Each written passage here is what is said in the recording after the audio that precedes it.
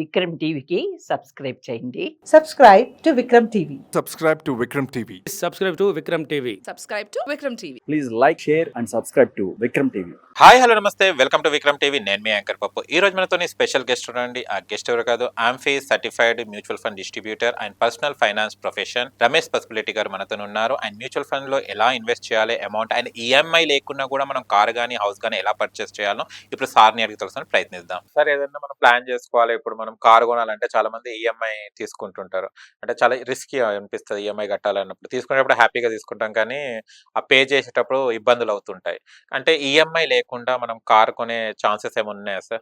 డెఫినెట్గా అండి. సో మనం ఫస్ట్ ఆఫ్ ఆల్ పప్పు గారు ఇప్పుడు మనం ఎప్పుడు తీసుకోవాలి కార్ అనేది డిసైడ్ కావాలి. ఓకే. సో ఇమీడియట్ కార్ తీసుకోవాలనుకోండి, తప్పదు, ఈఎంఐకి వెళ్ళాలి.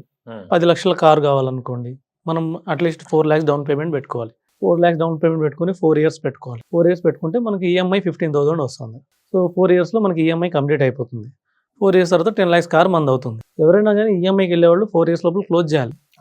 చాలా మంది తెలియక 6 years 7 years పెడతా ఉంటారు. కార్ ఏమో ఓల్డ్ అయిపోతూ ఉంటుంది, ఈఎంఐ ఏమో అట్లాగే వెళ్తానే ఉంటుంది. సో దాని మీద మనకి 10 years తర్వాత దాని మీద 7 years తర్వాత మనకి ఇంట్రెస్ట్ పోయిద్ది, కానీ కార్ వాల్యూ తగ్గిపోద్ది, కానీ మనం ఈఎంఐలు ఎక్కువ కట్టేస్తాం. రెండోది ఏంటంటే ఫైనాన్షియల్ ప్లానింగ్లో ఒక కాన్సెప్ట్ ఉంది, మన డ్రీమ్ని కొద్దిగా డిలే చేసుకోవాలి. సో ఒక 5 years, ఫస్ట్ 5 years డిలే చేద్దాం. సో మన దగ్గర డౌన్ పేమెంట్ అమౌంట్ ఉంది, సో దాన్ని పక్కన పెడదాం. 5,000 ఎస్ఐపి చేసుకోవాలి. 5,000 ఎస్ఐపి 5 years పెట్టుకోవాలి. 5 years పెట్టుకుంటే, కానీ మళ్ళీ దానికి మనం ఎప్పుడు చెప్పుకునేది స్టెప్ అప్. కంపల్సరీ ఎస్ఐపి అంటే ఇప్పుడు స్టెప్ అప్ ఎస్ఐపి పెట్టుకోవాలి. ఇయర్ 5,000 ఎస్ఐపి అయితే నెక్స్ట్ ఇయర్ 6,000 ఎస్ఐపి చేయాలి. ఆ నెక్స్ట్ ఇయర్ 7,100 చేయాలి. ఇట్లా చేసి 5 years చేసుకోవాలి. 5 years చేస్తే మన దగ్గర 6 lakhs వస్తుంది. అంటే ఇప్పుడు మన దగ్గర ఆల్రెడీ 4 lakhs ఉందనుకుందాం. 6 lakhs పెట్టి 10 lakhs పెట్టి కార్ కొనేయచ్చు. లేదు మన దగ్గర ఇప్పుడు 2 lakhs ఉన్నా కూడా అది ఇన్వెస్ట్ చేసుకుంటే 5 years 4 lakhs అవుతుంది. 4 lakhs ప్లస్ 6 lakhs మొత్తం 10 lakhs పెట్టి కార్ కొనేయచ్చు. రెండో ఆప్షన్ ఏంటంటే డిలే. ఫైనాన్షియల్ ప్లానింగ్ రెండో స్టెప్ మనకి డిలే 1 year డిలే చేయాలి. 1 year డిలే అంటే స్టెప్ అప్ ఎస్ఐపి కంటిన్యూ చేసుకుంటా 5 years బదులు 6 years అంటే 1 year వెయిట్ చేయాలి. 1 year వెయిట్ చేస్తే మనకు 9 lakhs వస్తుంది. 5,000 ఎస్ఐపి స్టెప్ అప్ తోటి. సో 9 lakhs వస్తుంది. 9 lakhs పెట్టి మనం కార్ కొనుక్కోవచ్చు. ఇంక ఈఎంఐ కట్టాల్సిన అవసరం లేదు వాళ్ళకి. లేదు ఇంక ఇలా కూడా కాదు, నా డ్రీమ్ పెద్ద కార్ కావాలి, సో ఒక 13 lakhs మేబీ కావాలనుకుంటే ఇంకో 1 year డిలే చేయాలి. 7 years డిలే. 7 years డిలే చేస్తే 13 lakhs. సో 9 lakhs వచ్చింది, ఇంకో 1 year డిలే చేయడం ద్వారా 13 lakhs వచ్చింది. లేదు నాకు ఇది కూడా సరిపోదు, నాకు మంచి కార్ కావాలి, 18 lakhs మంచి లగ్జరీ కార్ కావాలనుకుంటే ఇంకొక 1 year వెయిట్ చేయాలి. 8 years మనకు 5,000 ఎస్ఐపి మనం స్టార్ట్ చేసింది.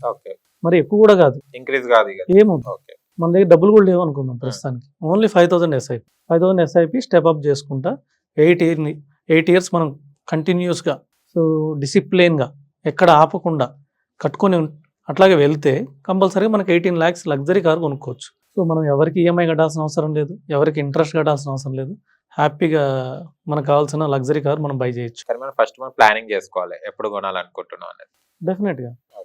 సో అందరికీ అందుబాటులో ఉండవు. సో అందరికీ డ్రీమ్ ఉంటుంది. కొంతమందికి చిన్న కార్ ఏదో 6 lakhsలో ఒక చిన్న కార్ తీసుకోవాలని ఉంటుంది. కొంతమందికి 10 lakhs కార్ తీసుకోవాలని ఉంటుంది. కొంతమంది 20 lakhs కార్ కొంతమంది 50 lakhs కార్ తీసుకోవాలని ఉంటుంది. ఇంకా హై రేంజ్లో ఉన్నవాళ్ళు 1 crore 2 crore కార్ తీసుకోవాలని కూడా ఉంటుంది. సో వాళ్ళు ఏం చేయొచ్చు అంటే ఇమీడియట్గా కాకుండా కొద్దిగా డిలే చేయాలి.